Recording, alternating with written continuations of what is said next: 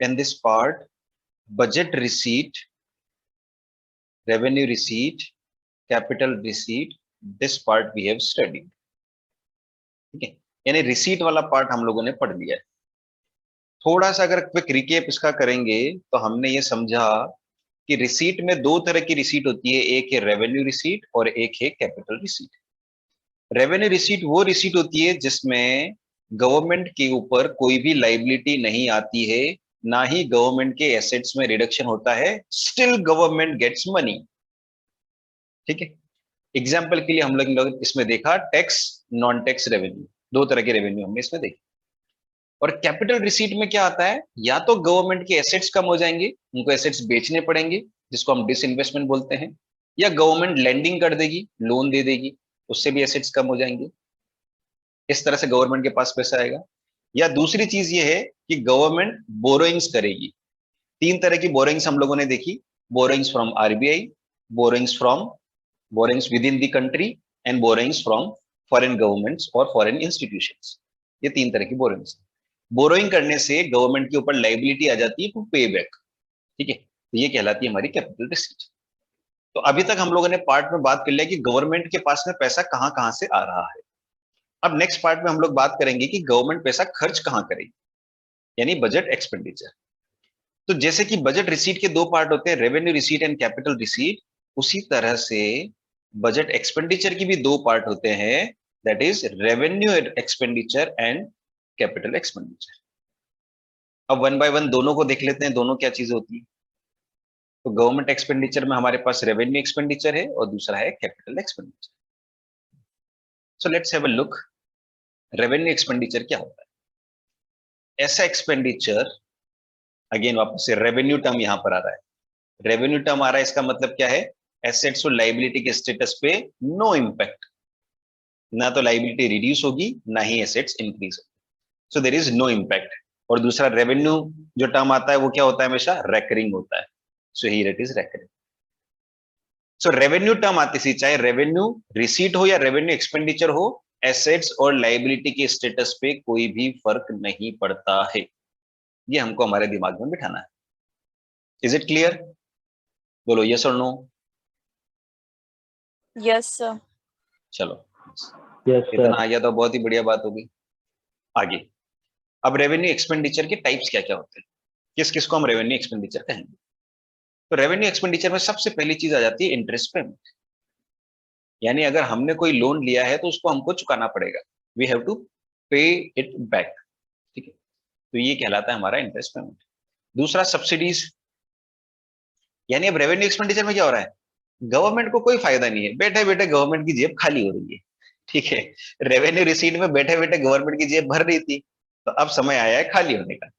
तो interest payment, यानी जो लोन लिया है उसके ऊपर इंटरेस्ट देना है, बदले में गवर्नमेंट को क्या मिलेगा, कुछ भी नहीं मिलेगा। सब्सिडीज गवर्नमेंट देती है, बदले में गवर्नमेंट को क्या मिलेगा, कुछ भी नहीं मिलेगा। यस गौरव। सर जैसे इंटरेस्ट का पेमेंट करेंगे तो सर गवर्नमेंट की लाइबिलिटी तो कम होगी ना। हाँ, कैसे कम होगी बेटा, हम लोगों ने मान लो गवर्नमेंट ने लोन ले लिया 500 करोड़ का, 500 करोड़ पे हम लोग एक फ्लैट इंटरेस्ट रेट ले लेते हैं कि फ्लैट इंटरेस्ट मान लो 500 करोड़ के ऊपर 10% के हिसाब से 50 करोड़ इंटरेस्ट लग रहा है। अगर मैं 50 करोड़ इंटरेस्ट देते जाऊंगा तो क्या मेरी लाइबिलिटी कम होगी? मैं केवल 50 करोड़ ही दे रहा हूँ। No sir. वही की वही रहेगी 500 करोड़, केवल मैं इंटरेस्ट पे कर रहा हूँ, तो इंटरेस्ट पे करने से लाइबिलिटी कम हुई क्या? नहीं हुई सर। नहीं हुई कम। ठीक है, अगली आगे जो सेक्शन आएगा उसमें इसी एग्जांपल को मैं वापस से लेकर आऊंगा, वहां से आपको थोड़ी और क्लैरिटी आएगी कि लाइबिलिटी कब कम होगी। ठीक है, ये वाला पार्ट क्लियर हो गया, इंटरेस्ट पेमेंट से लाइबिलिटी कम होती है क्या? नहीं होती है, इसलिए ये रेवेन्यू एक्सपेंडिचर है। सब्सिडीज, गवर्नमेंट ने सब्सिडीज बांट दी, एग्रीकल्चर में सब्सिडीज दे दी, है ना, सोलर में सब्सिडीज दे दी, और भी बहुत सारा, एजुकेशन में सब्सिडीज दे दी, बहुत सारी अलग अलग तरह की चीजों में सब्सिडी दे सकते हैं, एलपीजी में सब्सिडी दे दी। तो जहां जहां गवर्नमेंट सब्सिडीज दे रहा है वो भी क्या है, गवर्नमेंट का रेवेन्यू एक्सपेंडिचर है। यानी गवर्नमेंट को रिटर्न में कुछ नहीं मिलता है, रिटर्न में खाली गवर्नमेंट को दुआएं मिलती है, आशीर्वाद मिलता है। ठीक है, तीसरा, गवर्नमेंट जो भी हेल्थ सर्विसेज या एजुकेशन के ऊपर खर्च करती है, किसके ऊपर हम बोल रहे हैं, सर्विसेज के ऊपर। समझना इसको, हम सर्विसेज की बात कर रहे हैं। एजुकेशन के लिए गवर्नमेंट अगर एक स्कूल बनाती है तो वो रेवेन्यू एक्सपेंडिचर होगा क्या? Yes sir. एक स्कूल बनाती है, स्कूल में क्या बनाती है? स्कूल में बिल्डिंग बनाती है, तो क्या वो रेवेन्यू एक्सपेंडिचर होगा?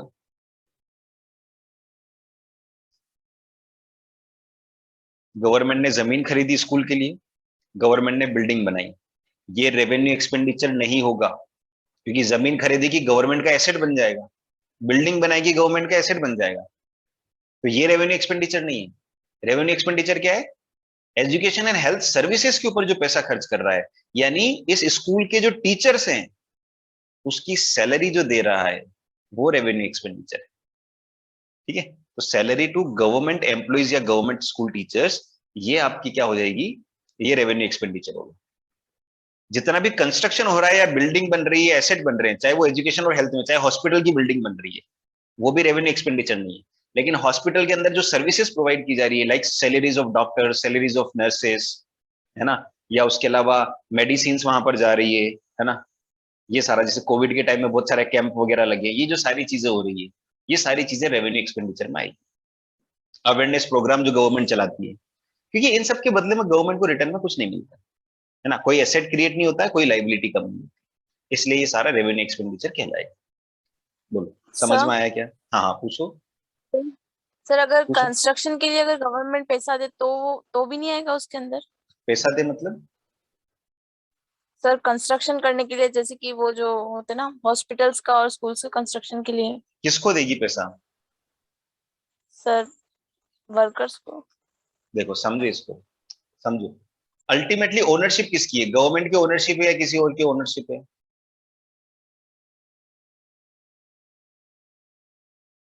ओनरशिप किसकी है?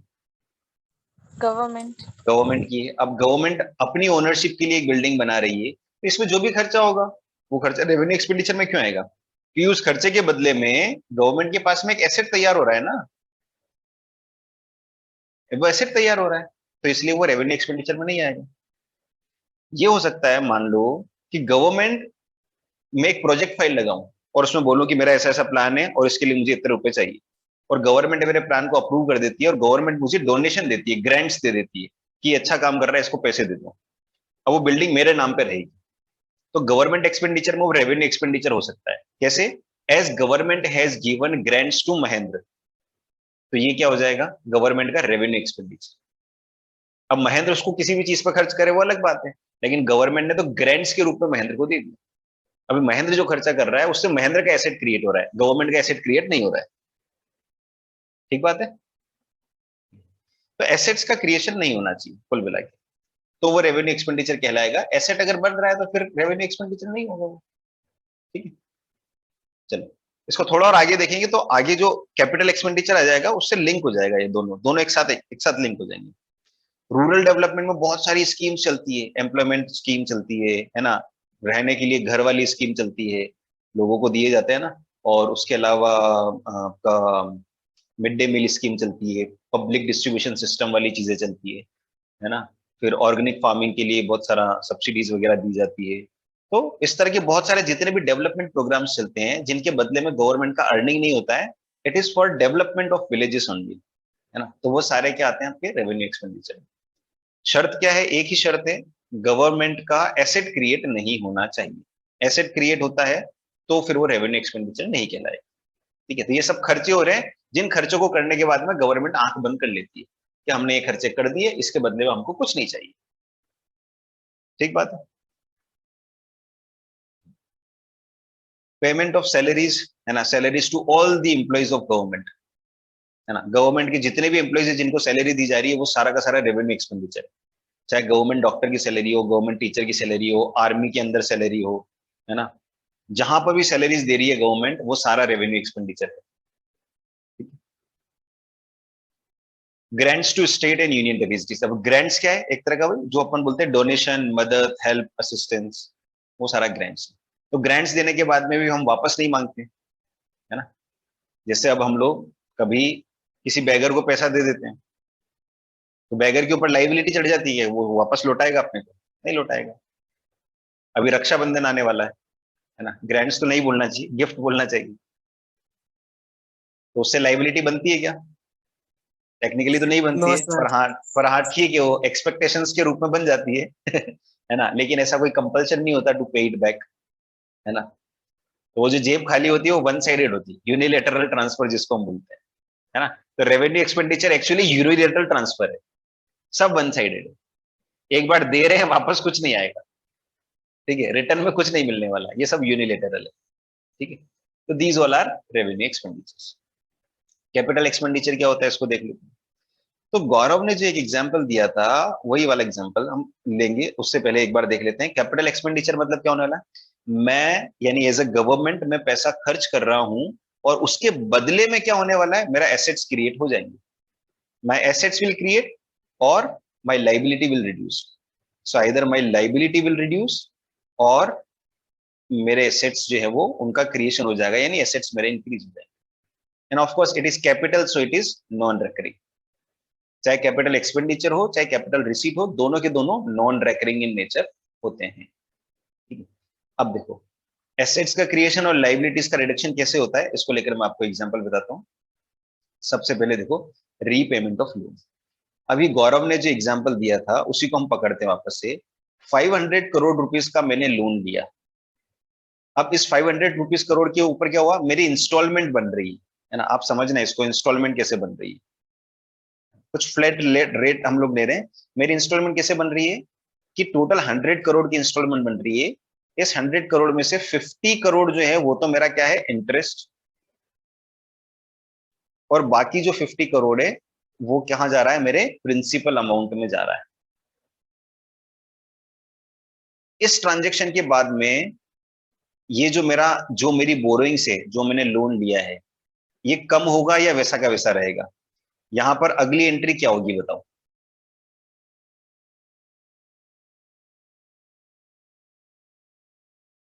इस इंस्टॉलमेंट को पे करने के बाद में, आफ्टर पेइंग दिस इंस्टॉलमेंट, यहां पर कितना पैसा बचना चाहिए बताओ। 100 करोड़ दे दिए हमने, अब कितना बचना चाहिए। So 400. 450।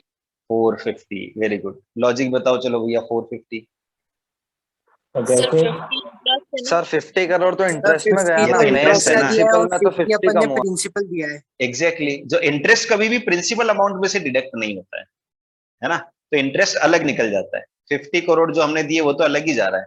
कम कितना हुआ, केवल ये 50 करोड़ कम हुआ। तो अब मुझे बताओ, ये जो 50 करोड़ गया ना, ये 50 करोड़ हमारा रेवेन्यू एक्सपेंडिचर है, इससे लाइबिलिटी कम नहीं हो रही है, 500 की 500 ही रहती है। लेकिन इस 50 करोड़ से हमारी लाइबिलिटी कम हुई है क्या, Yes, sir.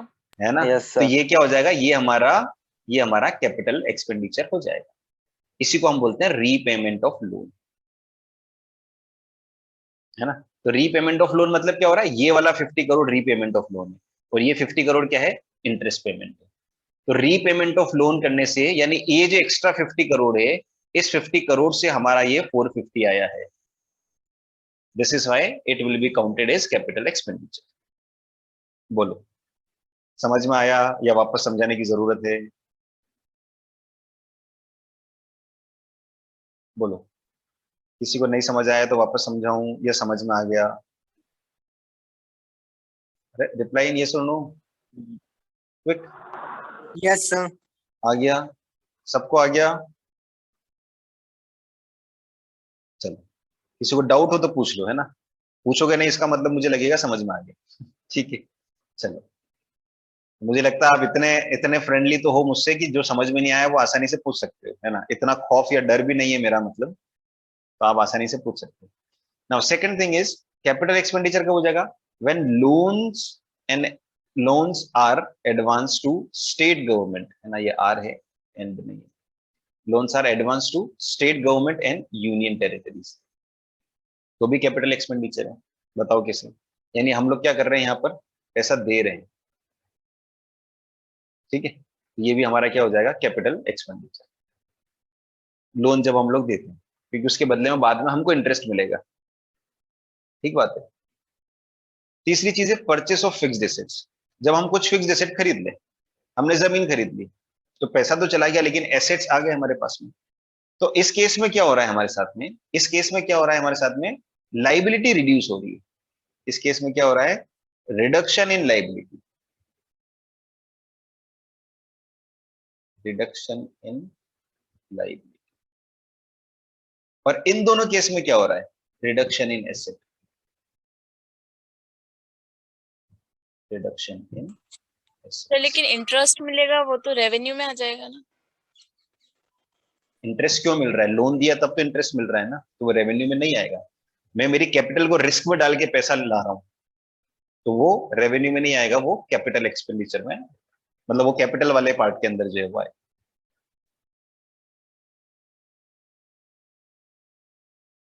Getting it? Hello? तो ये यस क्या हो सर। जाएगा, कैपिटल एक्सपेंडिचर, यहाँ हो गया कैपिटल एक्सपेंडिचर। ठीक बात है। अब ये परचेस ऑफ फिक्स्ड एसेट की बात होगी, जमीन खरीद लो, बिल्डिंग खरीद लो, है ना, ब्रिज बना लो, ये सारे फिक्स्ड एसेट्स, ठीक है, इनसे हमारे पास में पैसा आने वाला है। अगला है loans to foreign government, again वापस यहाँ पे लोन स्टेट और यूनियन टेरिटरीज को दे रहे हैं, यहाँ फॉरेन गवर्नमेंट को दे रहे हैं, वो भी कैपिटल एक्सपेंडिचर है। We are putting our money at risk in search of interest, ठीक है, तो पैसा कमाने के लिए पैसा लगा रहे हैं। तो तीनों केसेस में रिडक्शन इन एसेट हो रहा है, इसलिए this will be called as capital expenditure. Wait, हो गया। तो ये रेवेन्यू एक्सपेंडिचर और कैपिटल एक्सपेंडिचर वाला पार्ट हमारा हो जाता है ओवर। अब इसका डिफरेंस देख लेते हैं। डिफरेंस सिंपल तो क्या है, रेवेन्यू एक्सपेंडिचर, रेवेन्यू जैसे आ रहा है इसका मतलब क्या हो रहा है, एसेट्स और लाइबिलिटी के स्टेटस पे कोई इंपैक्ट नहीं पड़ेगा।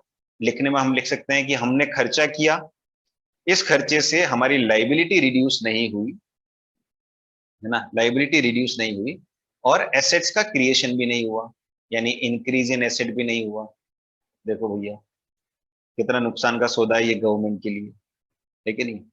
पर गवर्नमेंट को वोट यहीं से मिलता है, ठीक है, रेवेन्यू एक्सपेंडिचर से ही, ठीक है, तो इसलिए इस एक्सपेंडिचर को करना भी जरूरी है। अदरवाइज देखो गवर्नमेंट को क्या फायदा है, कुछ फायदा नहीं है ना, पैसा जा ही रहा है।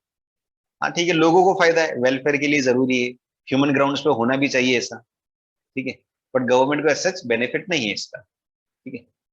दूसरा कैपिटल एक्सपेंडिचर, ये काम की चीज है, क्यों? क्योंकि इससे या तो हमारी लाइबिलिटी कम हो जाती है या फिर हमारे एसेट्स बढ़ जाते हैं, तो ये काम की चीज है गवर्नमेंट की, इसको गवर्नमेंट को करना चाहिए, इससे गवर्नमेंट को फायदा होता है, या तो लाइबिलिटी कम हो जाएगी या एसेट्स बन जाएंगे गवर्नमेंट के पास जो बाद में उनको काम में आएंगे, ठीक है। दूसरा, revenue expenditure recurring in nature है। एलपीजी की सब्सिडी हर महीने हर बार टंकी ऑर्डर करोगे तो मिलेगी या एक बार ही मिलती है, बोलो? हर सर बार एक मिलती बार ही है? मिलती है। एक एक बार ही मिलती है, एक बार आपने टंकी ले ली तो एक बार ही मिलेगी, दूसरी बार नो टंकी लोगे सर, तो फिर मिलेगी? सर टंकी नहीं मिलेगी, उसके अंदर गैस रिफिल करके मिलेगी, अरे मतलब वो मेरे टंकी दादा, से लेके तू एक्सचेंज कर लेते हैं। ये तो बहुत ही गजब ही हो गया है, तो अंडरस्टूड नाम की भी तो कोई चीज होती है। Yes sir. इतनी इतनी बारीकी को पकड़ के पढ़ाने लग गया मैं, तो फिर तो अभी तुम बोलोगे कि वो तो बोलोगे सर गैस में भी, फिर वो बोलोगे, अभी तो आप बोलोगे कि गैस की टंकी वाला नहीं सर, हमारे यहाँ तो डायरेक्ट पाइपलाइन लगी हुई है। हम तो टंकी वंकी वाले चक्कर में नहीं पड़ते हैं। अब क्या करूंगा मैं? फिर बोले कोई कि नहीं सर हम तो गांव में हम तो चूल्हे पे बनाते हैं रोटी वोटी, कोई बोलेगा हम तो इंडक्शन और माइक्रोवेव से काम चलाते हैं। इतना बारीक भी नहीं जाना है। तो कहने का ये मतलब है कि ये रेकरिंग इन नेचर कैसे है, कि ये कंटिन्यूअसली होता रहता है ना, बार बार। जैसे मान लो अगर मुझे सीड्स के ऊपर सब्सिडी मिल रही है, तो जितनी बार मैं सीड्स खरीदूंगा उतनी बार मैं सब्सिडीज का फायदा उठाऊंगा, तो ये रेकरिंग इन नेचर है ना। लेकिन कैपिटल एक्सपेंडिचर में क्या हो, मैंने एक बार जमीन खरीद ली, तो ऐसा होगा कि बार बार जमीन खरीदे जा रहा हूं, मतलब अच्छा करे ईश्वर करे ऐसा हो। पर टेक्निकली ऐसा होगा नहीं, है ना। So it is non recurring in nature, है ना, वंस ओनली। तो कैपिटल वाला term he non recurring in nature है, वो हमने समझ लिया, और रेवेन्यू वाला टर्म जो है वो रेकरिंग इन नेचर है। एग्जाम्पल हमने यहाँ देख ली, रेवेन्यू एक्सपेंडिचर के इंटरेस्ट पेमेंट एंड सब्सिडीज, और यहाँ पर है purchase of assets, grants of loan etcetera. तो ये हो जाता है हमारा कौन सा वाला पार्ट खत्म, रेवेन्यू एक्सपेंडिचर और रेवेन्यू रिसीट, यानी टोटल गवर्नमेंट के बजट के चारों कंपोनेंट्स हमारे खत्म हो गए। अब थोड़ा सा देख लेते हैं आपको कितना आता है कितना नहीं आता है, ठीक है। तो आपके सामने पहली प्रॉब्लम हाजिर है, recovery of loans revenue receipt में आएगा या कैपिटल रिसीट में आएगा?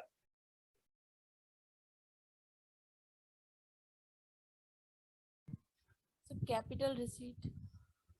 Recovery of loan, revenue receipt या कैपिटल रिसीट? Revenue receipt. अरे अभी तो बताया मैंने यार, कैपिटल रिसीट। खुशबू ने पूछा था और आंसर भी हो गया, और देखो आंसर भी आ गया। अरे capital yes, sir, receipt yes, आएगा, sir. क्योंकि रिकवरी ऑफ लोन Yes, के sir. लिए क्या किया हमने पहले, भैया हमने हमारा पैसा रिस्क पे लगाया है ना, तभी तो रिकवरी ऑफ लोन हुआ, तो वो क्या कहलाएगा? Capital receipt. ठीक है, क्योंकि देखो इससे क्या हो रहा है, एसेट्स रिड्यूस हो रहे हैं, यानी पहले तो हमने हमारा पैसा कम किया ना, तब जाके तो रिकवरी ऑफ लोन हो रहा है। सेकंड चीज, corporation tax, revenue receipt. Revenue revenue. Receipt है ना। जितने तरह के टैक्स हैं, all sort of taxes are revenue receipt, क्योंकि गवर्नमेंट को कुछ नहीं करना, बैठे बैठे पैसा आता है। ठीक है, revenue receipt. Third, dividend on investment made by government, revenue receipt. यानी गवर्नमेंट की एंटरप्राइजेस से अर्निंग हो रही है। रेवेन्यू रिसीट में ये कौन सी हेडिंग का पार्ट है?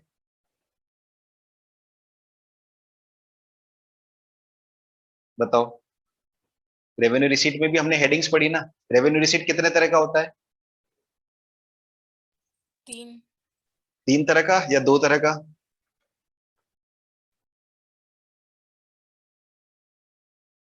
रेवेन्यू रिसीट के टाइप्स क्या होते हैं?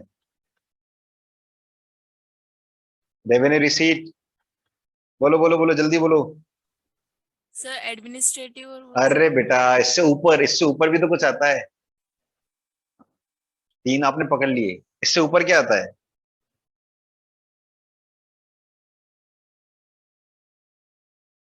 रेवेन्यू रिसीट के 2 टाइप्स होते हैं, ऐसा फिगर बनाऊंगा तो याद आएगा। फिर यहां जो आएगा उसके 2 टाइप होते हैं, और यहां जो आएगा उसके 3 टाइप होते हैं। आप ये 3 टाइप बता रहे हो। What Khushboo is saying is this 3 types. Tax और non tax. Very good. Tax and non tax. थोड़ा सा बत्ती लेट जली लेकिन जली है ना। तो टैक्स हो गया और नॉन टैक्स। अब ये जो हमारा पार्ट है डिविडेंड्स ऑन इन्वेस्टमेंट, ये टैक्स वाले पार्ट में आ रहा है या नॉन टैक्स वाले पार्ट में आ रहा है? Non tax. नॉन टैक्स में। चलो ये यहाँ आ गया। अब यहाँ पे से 3 पार्ट है, कौन कौन से पार्ट है 3? सर एडमिनिस्ट्रेटिव है, very good, administrative. Second, cooperative. हाँ हाँ हाँ हाँ, राशि तो सही बता दी लेकिन वर्ड गलत हो गया। Grants from abroad. ये हो गया ग्रांट्स फ्रॉम अब्रोड। ये दूसरा वाला क्या है? Corporation corporate. टैक्स। नहीं नहीं नहीं, बोल रहा हूँ ना, फर्स्ट लेटर इज करेक्ट लेकिन वर्ड गलत है। सी तो सही है लेकिन वर्ड गलत है। Revenue receipt. अरे रेवेन्यू कॉर्पोरेट रिसीट तो ही हो रेवेन्यू गया। रिसिप्ट। नहीं नहीं नहीं नहीं, सर कुछ कमर्शियल कुछ रेवेन्यू रिसीट। हाँ, sir commercial commercial revenue receipt. Commercial revenue. ठीक है, तो अब ये जो एडमिनिस्ट्रेटिव, कमर्शियल रेवेन्यू और ग्रांट फ्रॉम अब्रोड, ये सी वाला पार्ट कौन से में आता है? Sir non tax. अरे नॉन टैक्स तो हो गया। नॉन टैक्स के 3 पार्ट है। अब ये 3 पार्ट में से ये किस वाले पार्ट में आएगा? Dividends on investment made by government, ये तीनों में से किस में आएगा? एडमिनिस्ट्रेटिव में आएगा, कमर्शियल में आएगा या ग्रांट? कमर्शियल में आएगा। कमर्शियल। Very good. इतना ये कॉन्सेप्ट हमको पता होना चाहिए, है ना, क्योंकि ऑब्जेक्टिव टाइप क्वेश्चन जब बनेंगे तो हमको ये क्लैरिटी होना चाहिए। ठीक बात है। चलो, तो ये तो हो गया। 4th number, sale of public sector undertaking. ये बहुत आसान है, बता दो। Sale of public sector undertaking मतलब PSU, capital receipt. Capital. Capital receipt. क्या बोलते हैं इसको? दूसरे टर्म में क्या बोलेंगे इसको? डिसइन्वेस्टमेंट। Very good, disinvestment. ठीक है, तो ये क्या हो गया हमारा? Capital receipt. इससे एसेट्स कम हो जाते हैं। ठीक बात है। ये स्लाइड को एक बार पढ़ लो, कुछ डाउट हो तो पूछ लो। बोलो, ठीक लग रहा है ये? सर दिख तो अच्छा ही रहा है। देख अच्छा नहीं आ रहा है, मतलब समझ में आ रहा है ना, ये पूछ रहा हूँ। दिख तो अच्छा रहा है।